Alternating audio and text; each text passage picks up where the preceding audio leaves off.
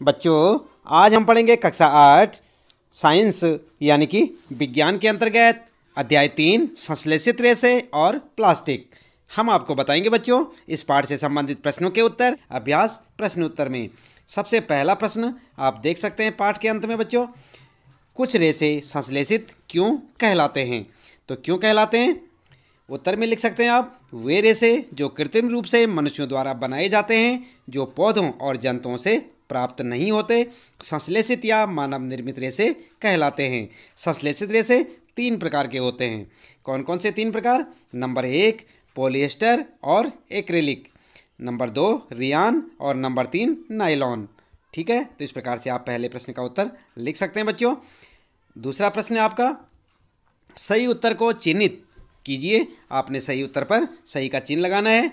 Ryan एक संश्लेषित रेशा नहीं है, क्योंकि यहाँ पर ऑप्शन है आपके लिए क, इसका रूप रेशम के समान होता है। ख है, इसे काष्ठ लुगदी से प्राप्त किया जाता है। और ग ऑप्शन है, इसके रेशों को प्राकृतिक रेशों के समान बुना जा सकता है। तो यहाँ पर जो है आप लिखेंगे उत्तर ख वाला। सही है ना आपका उत्तर जो है ख वाला है, इसे काष्ठ लुगदी से प्राप्त किया जाता है। तो इस पर आप सही का चिन्ह लगा सकते हैं, किस पर? ख पर। और उसके बाद अगला प्रश्न है बच्चों, यहाँ पर उचित शब्दों द्वारा रिक्त स्थानों की पूर्ति कीजिए। और यहाँ पर जो है रिक्त स्थान है आपके लिए, यहाँ पर आप देख सकते हैं ये खाली जगह छोड़ रखी है। यहाँ पर आपको कुछ लिखना है, और क्या लिखना है हम आपको बताएंगे। पहला है यहाँ पर बच्चों संश्लेषित रेशे, और यहाँ पर खाली है अथवा रेशे भी कहलाते हैं।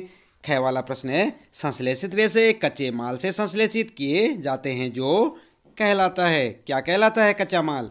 इसके बाद यहाँ पर आपको संश्लेषित रेशे की भांति प्लास्टिक भी एक, और यहाँ पर आपको लिखना है। तो क्या लिखेंगे आप इन जगहों पर? चलिए उत्तर में देख लेते हैं।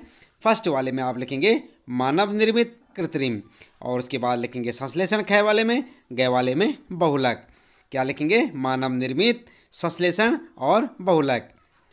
आप देख रहे हैं यहाँ पर 3 4 है, यहाँ पर ये 1 2 3 और 4 जगह, यहाँ पर आपको चारों जगह पे लिखना है। तो ये आपके लिए 4 ऑप्शन है यहाँ पर, 1 2 3 और 4। तो इन्हें आप लिख देंगे वहाँ पर। इसके बाद बच्चों चौथा वाला प्रश्न है यहाँ पर आपके लिए, नायलॉन रेशों से निर्मित 2 वस्तुओं के नाम बताइए जो नायलॉन रेशे की प्रबलता दर्शाते हों।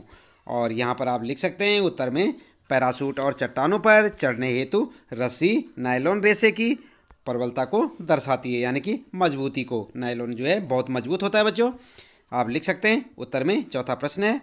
और 5वां प्रश्न आता है आपका, खाद्य पदार्थों का संचयन करने हेतु प्लास्टिक पात्रों के उपयोग की 3 प्रमुख लाभ बताइए। तो यहाँ पर आपको 3 लाभ बताने हैं।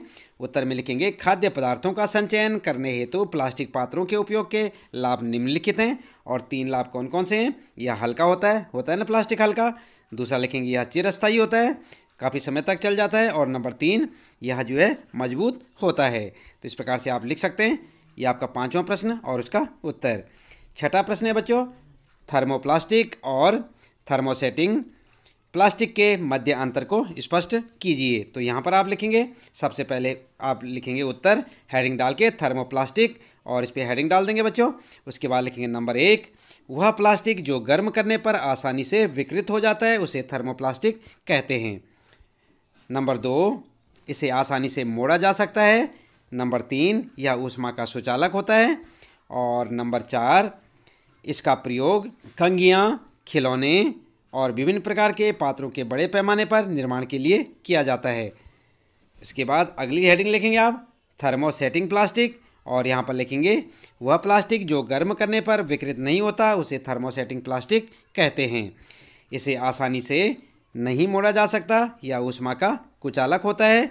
और इसका प्रयोग बिजली के स्विच, विभिन्न बर्तनों के हत्थे, रसोई के बर्तन, फर्श, टाइलें आदि बनाने में किया जाता है। तो इस प्रकार से आप लिख सकते हैं थर्मोसेटिंग और थर्मोप्लास्टिक के बारे में। ये छठा प्रश्न है आपका। पहले लिखेंगे थर्मोप्लास्टिक के बारे में, फिर लिखेंगे थर्मोसेटिंग प्लास्टिक के बारे में। अगला है बच्चों 7वां प्रश्न आपका, समझाइए थर्मोसेटिंग प्लास्टिक से निम्नलिखित क्यों बनाए जाते हैं। नंबर 1 डेगची के हत्थे, और नंबर 2 विद्युत प्लग, स्विच और प्लग बोर्ड। तो उत्तर में आप क्या लिखेंगे? उत्तर लिखेंगे आप, सबसे पहले लिखेंगे आप डेगची के हत्थे, और हेडिंग डाल देंगे। यहाँ पर लिखेंगे डेगची के हत्थे को बनाने के लिए थर्मोसेटिंग प्लास्टिक का इस्तेमाल किया जाता है, क्योंकि थर्मोसेटिंग ऊष्मा का कुचालक होता है और यह आग का प्रतिरोधक होता है तथा अन्य प्लास्टिक की तुलना में गर्मी सहने की अधिक क्षमता इसमें होती है। तो इस प्रकार से आप लिख सकते हैं डेगची हत्थे के बारे में। और फिर लिखेंगे, दूसरी हेडिंग डालेंगे विद्युत प्लग, स्विच प्लग बोर्ड, और हेडिंग डाल के लिखेंगे विद्युत प्लग, स्विच प्लग बोर्ड आदि बनाने के लिए थर्मोसेटिंग प्लास्टिक का इस्तेमाल इसलिए किया जाता है क्योंकि यह प्लास्टिक विद्युत का कुचालक होता है, अतः यह उपभोक्ता को किसी भी प्रकार के विद्युत शॉक से बचाकर रखता है, बिजली के करंट से बचा के रखता है। तो इस प्रकार से आप जो अपने 7वें प्रश्न का उत्तर लिख सकते हैं बच्चों। और क्या क्या इसके दो जो है हेडिंग आपने बनानी है, डेगची के हत्थे और विद्युत प्लग, स्विच प्लग बोर्ड पे। इसके बाद 8वां प्रश्न है आपका, निम्नलिखित पदार्थों को पुनः चक्रित किए जा सकते हैं और पुनः चक्रित नहीं किए जा सकते हैं, में वर्गीकृत कीजिए। यहाँ पर आपको कुछ पदार्थों को वर्गीकृत करना है जो कि पुनः चक्रित किए जाते हैं और पुनः चक्रित नहीं किए जा सकते। आगे टेलीफोन यंत्र, प्लास्टिक खिलौने, कुकर के हत्थे, सामग्री लाने वाले थैले, बॉल पॉइंट पेन और प्लास्टिक के कटोरे, विद्युत तारों के प्लास्टिक आवरण और प्लास्टिक की कुर्सियाँ, विद्युत स्विच आदि। तो यहाँ पर जो उत्तर में क्या करेंगे आप, उत्तर में आप इस प्रकार से लिख सकते हैं, पुनः चक्रित किए जा सकते हैं जो, और हेडिंग डाल देंगे। सबसे पहले लिखेंगे पुनः चक्रित किए जाने वाले, और यहाँ पर लिखेंगे फिर प्लास्टिक खिलौने, सामग्री लाने वाले थैले, बॉल पॉइंट पेन, प्लास्टिक के कटोरे, विद्युत तारों के प्लास्टिक आवरण और प्लास्टिक की बाल्टियाँ, ये क्या होती हैं, पुनः चक्रित की जा सकती हैं। और इसके बाद दूसरी हेडिंग डालेंगे पुनः चक्रित नहीं किए जा सकते जो, और हेडिंग डाल देंगे टेलीफोन यंत्र और कुकर के हत्थे, विद्युत स्विच आदि। तो इसे आप इस प्रकार से हेडिंग डाल के लिख सकते हैं। 8वां प्रश्न है बच्चों और इसका उत्तर ये आपके सामने।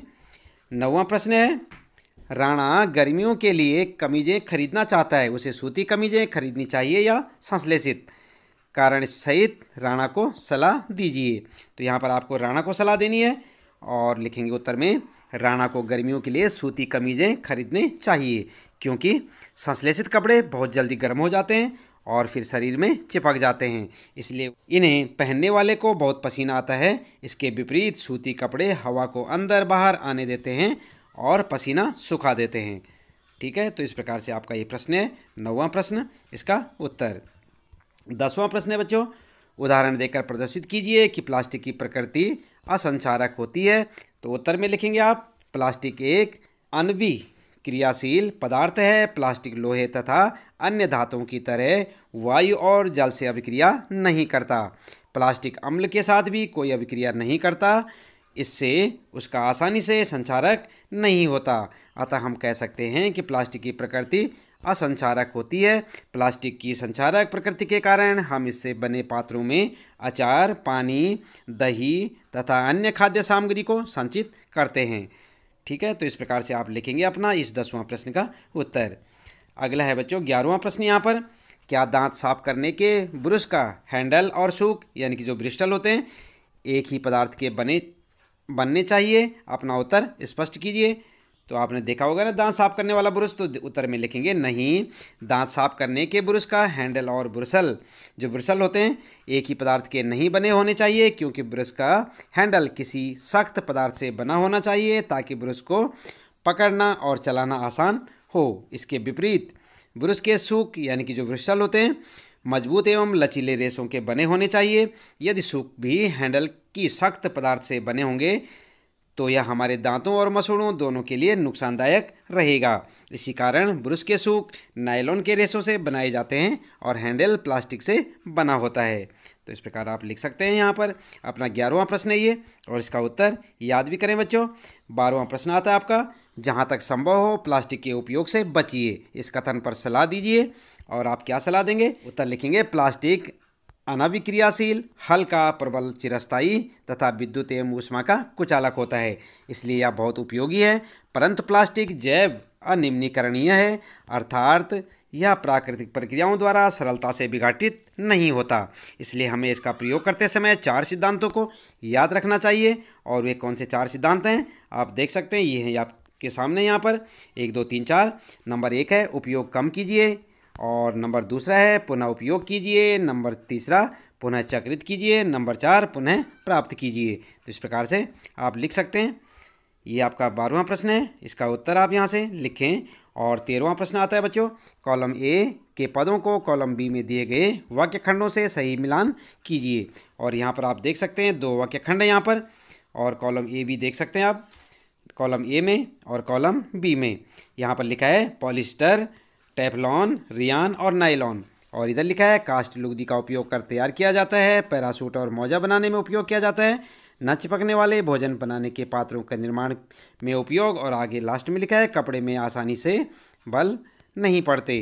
तो इस प्रकार से इन दोनों का आपने जो है यहाँ पर मिलान करना है। किस प्रकार से मिलान करेंगे, चलिए यहाँ पर जो है उत्तर में जान लेते हैं। तो उत्तर आप इस प्रकार से कर सकते हैं मिलान में, ए लिखें और बी लिखें और पॉलिस्टर के साथ लिखें कपड़े में आसानी से बल नहीं पड़ते।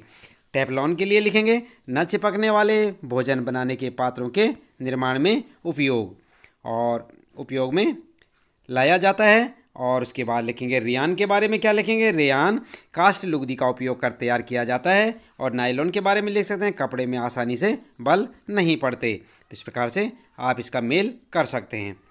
इसके बाद बच्चों अगला प्रश्न है 14वां, संश्लेषित रेशों का औद्योगिक निर्माण वास्तव में वनों के संरक्षण में सहायक हो रहा है, टिप्पणी कीजिए। तो यहाँ पर आपको जो है लिखना होगा, अपनी तरफ से अपने विचार लिख सकते हैं आप। उत्तर लिखेंगे संश्लेषित रेशों का औद्योगिक निर्माण वास्तव में वनों के संरक्षण में सहायक हो रहा है, क्योंकि इसके लिए पेड़ पौधों को काटने एवं जीवों का शिकार करने की जरूरत नहीं होती, जैसे कि प्राकृतिक रेशे को प्राप्त करने के लिए होती है। संश्लेषित रेशे रसायनों द्वारा बनते हैं और ये रसायन वनों से नहीं प्राप्त किए जाते। तो इस प्रकार आपका 14वां प्रश्न है ये, उसका उत्तर। और बात करते हैं 15वां प्रश्न, यह प्रदर्शित करने हेतु एक क्रियाकलाप का वर्णन कीजिए कि थर्मोप्लास्टिक विद्युत का कुचालक है। उत्तर क्या लिखेंगे, उत्तर इस प्रकार से लिख सकते हैं, ये उत्तर लिखेंगे ऐसे प्लास्टिक जो गर्म करने पर आसानी से विकृत हो जाते हैं और मुड़ जाते हैं उन्हें थर्मोप्लास्टिक कहते हैं। आपके समझ में आ गया होगा बच्चों, पहले भी आपने पढ़ा था कि थर्मोप्लास्टिक क्या होता है। ऐसे प्लास्टिक जो गर्म करने पर आसानी से विकृत हो जाते हैं, मुड़ जाते हैं, उन्हें क्या कहते हैं, थर्मोप्लास्टिक। जैसे पीवीसी और पॉलीथीन। एक सेल के पॉजिटिव और नेगेटिव भागों से तारों को जोड़कर उसके साथ बल्ब और थर्मोप्लास्टिक की वस्तु को जोड़ने पर बल्ब नहीं जलता है, परंतु इस क्रियाकलाप में से थर्मोप्लास्टिक की वस्तु हटा देने पर बल्ब जल जाता है। इससे यह निष्कर्ष निकलता है कि थर्मोप्लास्टिक विद्युत का कुचालक भी है और अपने में से विद्युत को प्रभावित नहीं होने देता। तो इस प्रकार से आप लिख सकते हैं बच्चों, यहाँ पर विद्युत का कुचालक है। तो इसके साथ ही इस पाठ से संबंधित प्रश्नों के उत्तर यहाँ पर समाप्त होते हैं। उम्मीद है कि आपको अच्छे से समझ आए होंगे। आप इन्हें अपनी नोटबुक में नोट करें और इन्हें याद करें बच्चों। इसके साथ ही मिलते हैं फिर अगली वीडियो में कुछ और नए प्रश्नोत्तरों के साथ, अगले पाठ के प्रश्नोत्तरों के साथ बच्चों। यदि आपने चैनल को सब्सक्राइब नहीं किया तो सब्सक्राइब अवश्य कर दें, बेल आइकन भी दबा दें और वीडियो को लाइक शेयर करना ना भूलें।